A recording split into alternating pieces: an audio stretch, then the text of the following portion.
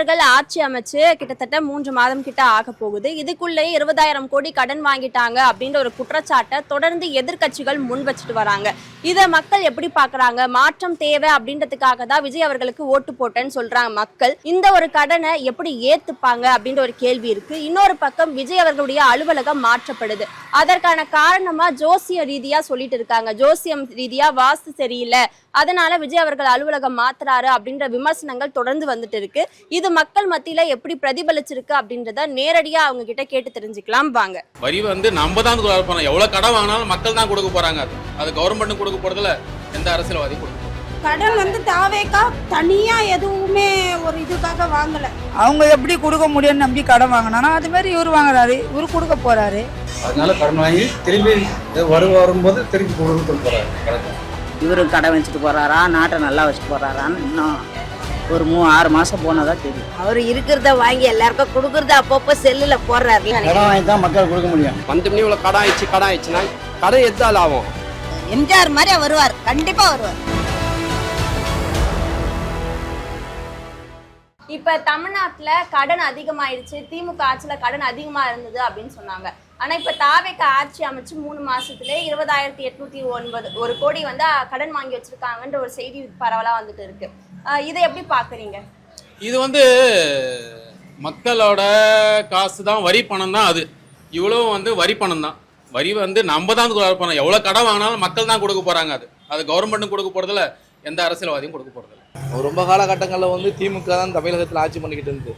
ஆட்சி பண்ண காலங்களில் யார் ஆட்சிக்கு வந்தாலுமே இவங்கள பார்த்து அவங்க குறை சொல்கிறது, அவங்கள பார்த்து இவங்க குறை சொல்கிறது.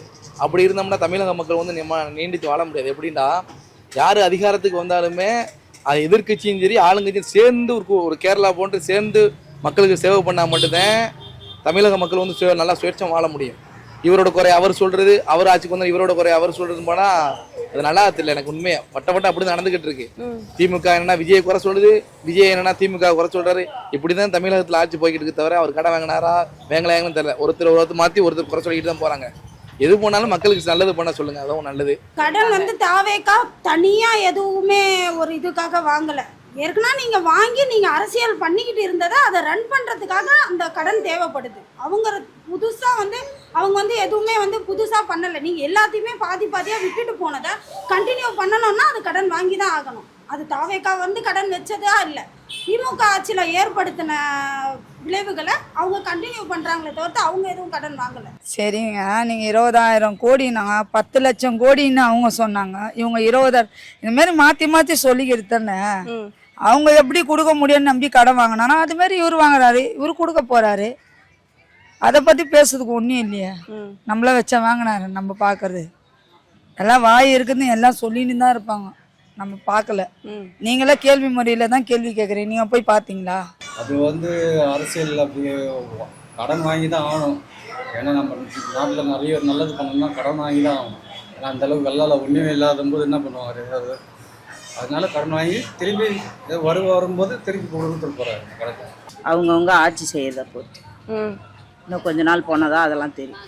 இவரும் கடை வச்சுட்டு போறாரா, நாட்டை நல்லா வச்சுட்டு போறாரான்னு இன்னும் ஒரு 3-6 மாசம் போனதான் தெரியும். பொடியெல்லாம் இருக்காதுமா. அவர் இருக்கிறத வாங்கி எல்லாருக்கும் கொடுக்கறத அப்பப்போ செல்லுல போடுறாருல. இவ்வளவு பேர் காசு கொடுத்தாங்க, இவ்வளவு கொடுத்தாங்க சொல்றாருல்ல.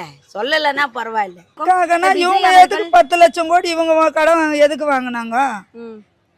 யூஸுக்கு தானே வாங்கி இருப்பாங்க. அதே மாதிரி இவரு எதுனா ஒரு தேவை இருக்கும், அதனால வாங்கி இருப்பாரு. இப்ப இதே தானே திமுக பண்ணாங்க. அப்ப விமர்சனம் கடத்தை தீத்துட்டு போனோம், கடத்தை தமிழ்நாட்டு மக்கள் மேல வச்சுட்டு போனோம். எப்படிதாங்க அத கடன் வாங்கினா கடத்தை கொடுத்துட்டு ஆட்சியை விட்டு போனோம். கடத்தை வச்சுட்டே போயிருந்தா என்ன கதை? எனக்கு என்னமோ அது வாங்கியிருக்க மாட்டாங்கன்னு தான் எனக்கு தோணுது. அவர் வாங்கல, இன்னும் வாங்கி வச்சிருக்காரு. அவங்க பொய் சொல்லுவாங்க. பொருளி எவ்வளவு நாள் நடக்கும், எவ்வளோ நடக்கும் பொருளி. அது நடக்குது, அதே மாதிரி நடக்குது. இப்ப கடன் வாங்கியிருக்காருன்றது புரளியா? ஆமா. நீங்க எப்படி எடுத்துக்கிறீங்க? அவர் கடன் வாங்க மாட்டாருன்னு எடுத்து? அவர் வாங்க மாட்டாரு, லஞ்சம் கொடுக்காதே வந்தாரு பாரு வெளியா ஓட்டுல. இவ்வளோ ஓட்டுல ஜெயிச்சாருல்ல அவரு. அதை தான் பாராட்ட வேண்டிய விஷயம். கடன் வாங்கி தான் மக்கள் கொடுக்க முடியும். கடன் வாங்கி தான் இந்த முதியோர் பணம் கொடுக்குறாங்க. இதெல்லாம் அவங்க பாக்கெட்லாம் கொடுக்க முடியாது. அதாவது இப்போ பஸ்ஸில் பார்த்தீங்களா விளம்பரம் அதோடைய வருமானம் வச்சு தான் இந்த காலேஜ் பசங்களுக்கு 1000 ரூபா கொடுத்தாங்க டிஎம்கேலேருந்து. இவங்க வந்து 2500 இப்படி கொடுக்க முடியும்னாக்கா நம்ம கடன் வாங்கி தான் கொடுக்கணும். வேற ஏதாவது நம்ம தமிழ்நாடு அடமானம் வச்சா 2000 கடன் அடைக்க முடியாது. இப்போ முதியோர் பணம் வந்து 2500 கொடுத்தாங்கனாக்கா 5 வருஷமா கொடுக்கணும். அது 5 வருஷம் அவங்களால கொடுக்க வாய்ப்பு இல்லை. 5 வருஷம் கொடுக்கணும், வேற ஏதாவது வழியில் ஊழல் பண்ணாலும் கொடுக்க முடியும். சென்ட்ரல் கவர்மெண்ட் எனக்கு இந்த நிதி கொடுக்குறாங்க, இந்த நிதியை வாங்கி இந்த இதுக்கு தான் கொடுக்க முடியுமா இல்லை, அந்த நிதியை வந்து நிறைவேற்ற முடியாது. சொல்லுது நல்லா அந்த மழை பெஞ்சாதா நிவாரண நிதி, வறட்சி நிவாரண நிதி சென்ட்ரல் கவர்மெண்ட் பல கோடி வாங்கி அதை தான் முதியோர் கொடுக்க முடியுமா இல்லை, அந்த நிதியை வந்து அவங்களால வந்து செயல்படுத்த முடியும். எல்லாருமே குறை சொல்கிறவங்க குறை சொல்லிட்டு தான் இருப்பாங்க. குறை சொல்லிட்டாங்கன்னு சொல்லிட்டு அவங்க ஆட்சி விட்டு வெளியே வந்துட முடியுமா? எல்லாத்தையும் மீண்டும் பார்க்கணும்ல. ஒன்று இருக்கிறதுல 5 வருஷம் இருக்குது. 5 வருஷத்தில் எவ்வளோ மாற்றங்கள் மாறும் சொல்லுங்கள்? மாற்றம் மாறாதி ஆகிட போகுது. வந்தோம்னே இவ்வளோ கடன் ஆயிடுச்சுன்னா கடன் எதால் ஆகும்? கஜானா காலி சொன்னார் தான். இப்போ அவ்வளோ கடன் ஆயிடுச்சுன்னு எப்படி உங்களுக்கு எப்படி தெரியும்? திமுகவும் ஆட்சி நடத்தணும், மக்களுடைய திட்டங்களை கொண்டு வரணும் அப்படின்றதுக்காக அதாவது நல்ல திட்டங்களை கொண்டுட்டு வந்து நல்ல முறையில் ஆட்சி நடத்தியிருந்தா எந்த மக்களும் இப்படி மாற போகிறது கிடையாது. உங்க ஆட்சியில் ஏதோ தப்பு நடந்திருக்கு, ஊழல் நடந்திருக்குன்னு பொறுத்து தானே எல்லாருமே இப்போ மாறி இருக்காங்க. கொஞ்சம் கொஞ்சமாக இதுவும் குறைய ஆரம்பிச்சு. தமிழகத்தில் வந்து ஏகப்பட்ட பிரச்சனை நடக்குது. அதுக்கெல்லாம் விஜய் கண்ணன் தெரிவிக்காது. சிறுபான்மையை ஒட்டி பார்த்தோம்னா இந்த மாட்டுக்கறி பிரச்சனை இது போலலாம் ஏகப்பட்ட அவர் இப்போ அரசியலுக்கு ஒரு முன்னாடி சொன்னார் பாசிசம் ஒரு பாயாசம்லாம் சொன்னார். இன்றைக்கி அதை பற்றி வாய் திறக்கிறதே கிடையாது. மத்திய அரசு என்ன சொல்றதோ அதை கேட்டு கூட உடன்பட்டு போய்கிட்டு இருக்காது. அவரே சொல்லியிருக்கிறார்ல, நான் மக்களுக்கு வந்து செய்வேன் நன்மை அப்படின்னு. இந்த 2500 ரூபாய் கொடுக்குறது கொடுப்பேன், வயசானவங்களுக்கு கூட 60 வயசுக்கு மேலே இருக்கிறவங்களுக்கு கூட மாதம் 3000 ரூபாய் தரேன்றார்ல. அது அவர் எப்படியாவது ஈக்குவல் பண்ணிக்குவார். எடப்பாடி கஜானா காலின்னு நாங்கள் ஒருத்தவங்க இப்போ ஆட்சி மாறும் போது உள்ள ஒருத்தர் புதுசாக உள்ள பணம் இல்லைன்னு சொல்லுவாங்க. யாருமே எல்லாமே அதான் சொல்லுவாங்க. நானே உட்காந்து சொல்கிறேன் கஜானா பணம் இல்லை எல்லாம் எடுத்துகிட்டு போயிட்டாங்கன்னு சொல்லுவாங்க. இதை கடன் தமிழ்நாடு ரூபாய் கடன் இருக்குமாங்க. இது எல்லாமே சொல்லக்கூடிய உண்மை தான், எல்லாமே சொல்லக்கூடிய செயல் தான் அது. இப்போ அவர் வச்சாரு, எடப்பாடி வச்சாருன்னு இவங்க சொன்னாங்க, இப்போ இவர் வச்சாருன்னு விஜய் சொல்கிறாங்க. இப்போ விஜய் வச்சுக்கிறாங்க, வரவங்க சொல்லுவாங்க. அதனால் தொடர்றது தான் இது. வாங்காத யாரும் இருக்க மாட்டாங்க. இப்போ நம்மளே வாங்கலையா, கடைக்கு இல்லைன்னா போய் 10,000 வாங்குகிறோம், அது பத்தலன்னு 20,000 ரூபாய் வாங்குகிறோம். எதுக்கு வாங்குறோம்? எங்கள் தொழிலுக்கு தானே வாங்குறோம். அது மாதிரி அவங்க வாங்கிட்டு போகிறாங்க. அதெல்லாம் ஒன்றும் பேச முடியாது. இப்போ அந்த மகளிருக்கான 2500 ரூபாய் எப்போ கொடுக்குறீங்க அப்படின்னு கேட்டப்ப நிதி கொடுக்கவே வேணாம். இப்போ கொடுக்கவே வேணாம். அந்த 1000 ரூபாய் வருது இல்லை, அதுவே போதும். இது கொடுக்கவே வேணாம். அவருக்கு நல்ல ஆட்சியில் உட்காந்து எம்ஜிஆர் மாதிரி நடத்துவார். அவர் எம்ஜிஆர் மாதிரி நடத்துவார். எதுவுமே யோசனை பண்ணி தான் செய்வாங்க. இது நல்லது இது கெட்டதுன்னு தெரிஞ்சுதான் செய்வாங்க. தெரியாத இப்போ முன்கூட்டி நான் சொல்லிட்டேன்னா அதுக்கு முன்னே எல்லாமே இவங்க பிளான் பண்ணிடுறாங்க. யார் பிளான் பண்ணுறாங்க? எதிர்கட்சியாளங்க பிளான் பண்ணிடுறாங்க. இது போல பண்ணலாம், இது போல பண்ணலாம். அது பண்ணுவார். பொறுமையாக இருந்து என்ன நல்ல முடிவாக தான் எடுப்பார். ஆனால் இந்த ஜாத் கோட்டை வந்து எல்லாரையும் அந்த சபையில் உட்கார வச்ச கோட்டை, அந்த கோட்டையை விட்டு அது மாற்ற முடியாது. அது எல்லாமே சொல்லி பார்த்துட்டாங்க, மாறுன்னு சொன்னாங்க. அது மாற்ற முடியாது. அந்த கோட்டையில் அமைஞ்சால் தான் அந்த அமைப்பே இருக்கும், அந்த கலையே இருக்கும். அது போன்று மத்திய அரசு சொல்லக்கூடிய இதுக்கு வந்து உடன்பட்டு போறாரு விஜய். அதனால் அந்த மாதிரி விஷயங்களை கொஞ்சம் தவிர்க்கிறது நல்லது. என்ன பொறுத்தது சிறுபான்மையெல்லாம் மக்கள் சேர்ந்து தான் உங்களை வந்து ஓட்டு போட்டு முதல்வர் ஆகியிருக்காங்க. அதனால சிறுபான்மைக்கு ஒரு பிரச்சனைன்னு சொன்னால் கண்டிப்பாக விஜய் வந்து வாய் திறக்கணும். இது வரைக்கும் எந்த ஒரு கண்டன குரலுமே கொடுக்கல. அதெல்லாம் கொஞ்சம் மனசில் வச்சுக்கணும் விஜய்.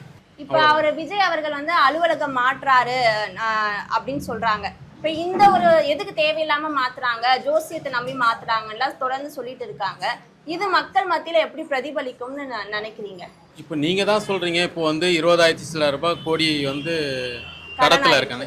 மேலும் மேலும் கடன் தானே ஆகும் போது. அப்போ இருக்கிறதுல வந்து இது பண்ணிட்டு இருக்கிற கஜானால நிறைய காசு சேர்ந்துன்னா நீங்க எது வேணாலும் பண்ணலாம் இல்லையா? அது எனக்கு அதை பற்றின உடன்பாடு இல்லை. எனக்கு அதை பற்றின கருத்தும் தெரியல, அந்த விஷயமும் எனக்கு தெரியலை. அதை பற்றி எனக்கு தெரியாது. ஸோ இந்த மாதிரியான விஷயம் வந்து தாவேக ஆட்சிக்கு ஒரு நெகட்டிவான ஒரு ஷேடை தானே கொடுக்கும்னு சொல்கிறாங்களே. அப்படி சொல்ல முடியாது. இருக்கலாம். செலவு பண்ணுறது பொதுமக்கள் பணம் தான் தவிர அவரோட பணத்தில் செலவு பண்ண போகிறதில்ல. பட் எதனால மாற்றுறாங்க, எதனால பண்ணுறாங்கன்னு தெரியல. அது எப்படின்னா ஏற்கனவே திமுக அரசு ஆட்சியில் இருந்து காலகட்டத்தில் வந்து ஏகப்பட்ட கடனை வச்சுட்டு போயிட்டேன்னு சொன்னாங்க. இப்போ இவரும் மேற்கொண்டு கடன் மட்டும் தமிழக மக்களுக்கு இவர் வந்து நல்ல ஏதாவது வந்து செய்ய முடியாது. அதனால் என்ன சொன்னால் இந்த மாதிரி சின்ன தவிர செலவுகளை குறைச்சிக்கிட்டு மக்களுக்கு என்ன சேவை செய்யணுமோ அதை முன்னெடுக்க சொல்லுங்கள். எல்லாமே தேவையில்லாததான் பண்ணுறாங்க, தேவையோட எது மக்களுக்கு பண்ணுறாங்க. அப்படின்னு பார்த்தா பேனா சுத்தம் தேவையில்லாத வேலை தான், 100 ரூபாய் காயின் விட்டுதான் தேவையில்லாத வேலை தான். சொல்லணும்னா எவ்வளோ சொல்லலாம். அலுவலகம் மாற்றலான்னா ஜெயலலிதா அம்மாவே என்ன சொல்லிச்சு, இதோ ஓமந்தூர் ஹாஸ்பிட்டல் அதுக்கு முன்னா என்ன வந்தது கோட்டையாக கட்டினாங்க. ம். அது அவங்க உட்கார முடியாதுன்ட்டு போய் அங்கே உக்காந்தாங்க, இது ஹாஸ்பிட்டல் ஆகணும். அந்தமாரி ஒன்று ஒன்று நடந்துன்னு தானே இருக்கு. இன்னும் அந்த செலவெல்லாம் அவர் பார்க்கல கேட்பாரு. கேட்பாரு. ஆனா மாத்துறாங்களே, அதுக்கான அதிகாரப்பூர்வமான அறிவிப்பு வெளியே வந்து இருக்குதுமா, இருக்குது, பாத்துங்கன்னு செய்வாரு, அதெல்லாம் செய்வாரு. ம். மக்களுக்கும் கை கொடுப்பாரு. அவர் மாதிரி இல்லை. எப்படி இதுல நடிச்சானா நம்ம எம்ஜிஆர் மாதிரியே வருவார், கண்டிப்பா வருவார். இத்தனை வருஷமா இருந்தாங்களா, அந்த காலத்தில் அண்ணா இருந்திருக்காரு, கலைஞர் இருந்திருக்காங்க, காமராஜர் இருந்திருக்காரு, பக்கத்தில் இருந்திருக்காங்க. அவங்களுக்கு அவசரம் இது மட்டும் புதுசாக அவசரம் வந்துச்சு அவங்களுக்கு. இது வந்து வேணும்னு செய்கிறது. நான் இப்போ மாற்றி காட்டுவேன்றது வேற ஒன்றும் கிடையாது. அரசியல் பேசினாக்கா எதுவுமே சாமி கீமி எதுவுமே இருக்காது. எல்லாம் ஒரே கொள்கை தான், மக்கள் கொள்கை தான். நான் அரசியல் இருக்கேன், நான் வாசல் பார்க்குறேன்லாம் வந்து சும்மா மக்கள்கிட்ட ஏமாத்துறது வேலை. மாற்ற போகிறாங்கன்னு தான் பேச்சு வந்துக்குதே தவிர மாத்துறதுக்கான ஒரு சூழ்நிலை போயிட்டு இருக்கு. சூழ்நிலை போய்கின்னு தான் இருக்கு. அதுக்கப்புறம் தான் அது மக்களுங்க என்னென்ன சொல்லுவாங்களோ அது ஏற்றுன்னு தான் பண்ண முடியும். அவரா ஏற்று பண்ண முடியாது. ஜார்ஜ் கோட்டை வந்து வெள்ளைக்காரன் கட்டின கோட்டை அது. எது முன்னோர்கள் வாழ்ந்து ஆண்ட கோட்டை அது. அந்த கோட்டை யாரால தான் மாற்ற முடியும்? யாராலையும் அது மாற்ற முடியாது. அது அங்கேயே தான் இருக்கும். வருவங்க அதில் ஆட்சி சேர்ந்தால் தான் அந்த அமைப்பு நடக்கும்.